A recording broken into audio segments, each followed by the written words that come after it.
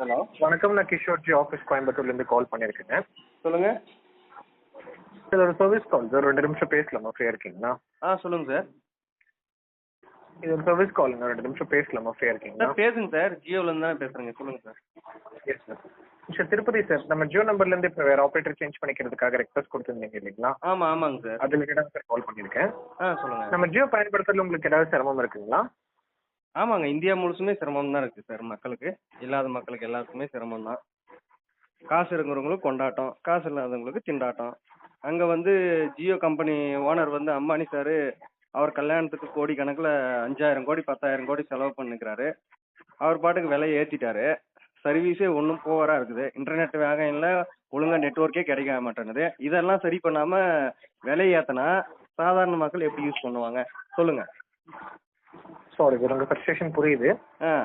ஃப்ரீயாக எதுக்கு கொடுத்தீங்க ஃபஸ்ட்டு? 2016 ஃப்ரீயாக நெட்ஒர்க் கொடுத்து எல்லாரையுமே வந்து கவர்ச்சி பண்ணீங்க.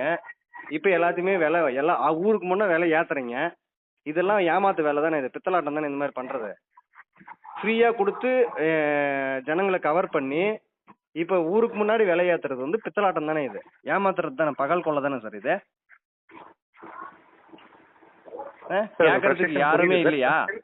இல்லை, உங்களெல்லாம் கேட்கறதுக்கு ஜியோ கம்பெனி கேட்கறதுக்கு எவனுமே இல்லைன்னு நினச்சிட்டிங்களா எப்படி? நீங்கள் ஒரு ஒன்று தான் நெட்ஒர்க்கே இருக்குது இந்தியாவில், வேறு எதுவுமே கிடையாது. எல்லா நெட்ஒர்க்கையும் ஒழிச்சிட்டிங்க. 10-15 நெட்ஒர்க் இருந்துச்சு. ஜியோக்காரன் வந்து நாட்டையே அந்த சிம்மு நெட்ஒர்க்கே ஒழிச்சிட்டாங்க எல்லாமே.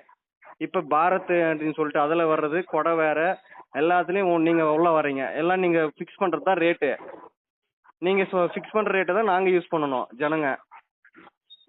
என்ன நெட்ஒர்க் கொடுக்குறீங்க ஃபஸ்ட்டு? உங்கள் நெட்ஒர்க் ஸ்பீடு இருக்கா ஃபஸ்ட்டு? 5G ஒழுங்காக உங்களால் எல்லா ஏரியாலும் கொடுக்க முடியுதா? அதை சரி பண்ண உங்களால் முடியல. இதில் விலை ஏற்றி என்ன பண்ண போகிறீங்க? உங்கள் பாருங்கள், நீங்கள் கூடிய சீக்கிரம் 3வது இடத்துக்கு போக போகிறீங்க. நம்பர் 1க்கு வந்து பிஎஸ்என்எல் வரப்போகுது, நம்பர் 2க்கு ஏர்டெல் வரப்போகுது, 3வது இடத்துக்கு நீங்கள் போக போகிறீங்க. பார்த்துக்கோங்க. ஜியோ அட்ரஸே இல்லாமல் போக போகுது கூடிய சீக்கிரம் இந்த மாதிரி பண்ணிங்கன்னா. விலையை ஒழுங்காக குறைக்கலன்னா கண்டிப்பாக ட்ராய்க்கெல்லாம் நாங்கள் வந்து ரெக்வஸ்ட் வச்சு கம்பெனியும் மூட சொல்லுவோம். ஏன்னா 2016 ஃப்ரீயாக கொடுக்குறோம் நெட்ஒர்க், எல்லாமே ஃப்ரீ நெட்ஒர்க்குன்னு கொடுத்து ஜனங்களை ஏமாற்றி நீங்கள் வந்து ஜனங்களை சிம்மை வாங்க வச்சு விற்ற ஆளுங்க நீங்கள். இப்போ வந்து நீங்கள் விலையை ஏற்றிருக்கீங்க. ஏன் எல்லா நெட்ஒர்க்கோட ஃபஸ்ட்டு ஃப்ரீயாக கொடுத்த ஆளுங்க இப்போ ஏன் கம்மியாக கொடுக்குறதுக்கு என்ன உங்களுக்கு? ஃப்ரீயாக ஒன்றும் உங்களுக்கு கொடுக்க சொல்லல. இப்போ ரேட்டை கம்மியாக கொடுங்க. பிஎஸ்என்எலோட கம்மியாக கொடுக்கலாம்ல நீங்கள். எல்லாம் நம்பர் 1 இடத்துல நீங்க தானே இருக்கீங்க. இல்ல சார், நம்பர் 1 இடத்துல நீங்க தானே இருக்கீங்க. உங்களுக்கு வருமானம் பத்தலையா? அம்பானி சார் வந்து அங்க உட்காந்து மும்பையில ஆடம்பரமா உலகத்துல இருக்கிற எல்லாரையும் கூப்பிட்டு பார்ட்டி வைப்பாரு. இங்க நாங்க வந்து ரீசார்ஜ் பண்ணி சாவணுமா? அவ்வளவு அமௌண்ட்டுக்கு ரீசார்ஜ் பண்ணி நாங்கெல்லாம் கஷ்டப்பட்டு உழைக்கிறோம். எங்க காசு ரீசார்ஜ் பண்ணாதான் நீங்க கோடீஸ்வரன் ஆக முடியும். அம்பானிக்கு வருமானம் வரும், இல்லைன்னா வருமா சொல்லுங்க? புரியுது. யாரோட பணங்க? எதுக்கு அந்த அளவுக்கு ஆடம்பரம் நீங்க பண்ணிக்கோங்க, இல்லைன்னு சொல்ல. எங்களுக்கு விலை ஏற்றி தான் நீங்க ஆடம்பரமா பண்ணணுமா? எவன் காசு சொல்லுங்க? இந்திய கவர்மெண்ட்டும் உங்களை கேட்கறது இல்ல, வாரி வாரி கொடுக்குறாங்க. யாரும் கேட்கறதுக்கே நாதி இல்லை. அப்படிதான் நினைச்சுன்னு இருக்கீங்க ஜியோ கம்பெனி. பாத்துக்கோங்க, கண்டிப்பா உங்க கம்பெனி வந்து திவால் ஆக போகுது. இது என்னோட சாபமாவே விடுறேன், பாத்துக்கோங்க. கடவுள் கண்டிப்பா தண்டனை கொடுப்பாரு ஜியோ கம்பெனிக்கு. நெட்ஒர்க் எல்லாமே மாற போகிறாங்க சார். சத்தியமாகவே இந்தியாவில் பூராமே நெட்ஒர்க் ஜியோலேருந்து எல்லாமே மாறணும்.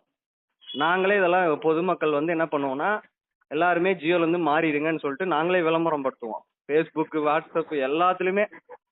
எங்களுக்கு பிஎஸ்என்எல் கம்பெனி வந்து டவர் ஒழுங்காக கொடுக்கலன்னா கூட பரவாயில்ல, நாங்கள் அதை தான் யூஸ் பண்ணுவோம் இனிமேல். புரியுதுங்களா?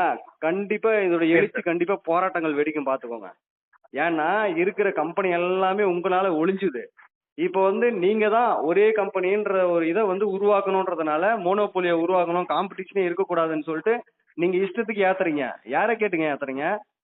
ட்ராயை வந்து மதிக்கிறீங்களா சொல்லுங்க? எங்களுக்கு வந்து பழையபடி கொடுங்க. 100 ரூபாய்க்கு ரீசார்ஜ் பண்ணா ஒரு நிமிஷத்துக்கு ஒரு செகண்டுக்கு 1 பைசா அந்த மாதிரி கட் ஆகிறது கொடுங்க. நாங்க ஏன் ஃபிக்ஸ்டா ஒரு அமௌண்ட் ரீசார்ஜ் பண்ணணும்? எங்க விருப்பம். நாங்கள் மொத்தத்தில் 100 ரூபாய்க்கு ரீசார்ஜ் பண்ணுறோமோ அதுக்குண்டானது மட்டும் நாங்கள் கால் பேசிக்கிறோம். எங்களுக்கு ஃப்ரீ காலே வேணாம், ஃப்ரீ நெட்ஒர்க்கே வேணாம். நாங்கள் காசு போட்டு நெட் யூஸ் பண்ணிக்கிறோம், காசு போட்டு பேசிக்கிறோம். இந்த ஃப்ரீயே வேணாம். யாருங்க இந்த பிளான்லாம் கொண்டு வந்தது? ஜியோக்காரங்க தான் இதெல்லாம் கொண்டு வந்தது. இந்தியாவில் ஒழிச்சிட்டிங்க எல்லாத்தையுமே, சரிங்களா? சொல்லுங்க, Sure, என்ன உங்க என்ன feedback சொல்ல வந்து வரீங்க update சொல்லுங்க. பண்ணிக்கிறேன். இந்த ஃபீட்பேக் உங்க அம்பானி feedback சாருக்கு வந்து அனுப்புங்க. இந்த ஃபீட்பேக்கை வந்து அம்பானி சாருக்கு அனுப்புங்க. நானும் கால் ரெக்கார்ட் பண்ணியிருக்கேன், சோசியல் மீடியாலாம் ஸ்ப்ரெட் பண்றேன். சரிங்களா? Sure sir. மொத்தத்துல ஜியோ கம்பெனி வந்து விலையை குறைக்கலன்னா எல்லாருமே வந்து போர்ட் ஆயிருவாங்க, பாத்துக்கோங்க. வேற நான் ஏதாச்சும் update நீங்க சொல்ல பண்ணிக்கிறேன். விரும்புறீங்களா? இல்ல சார், அவ்வளவுதான் சார்.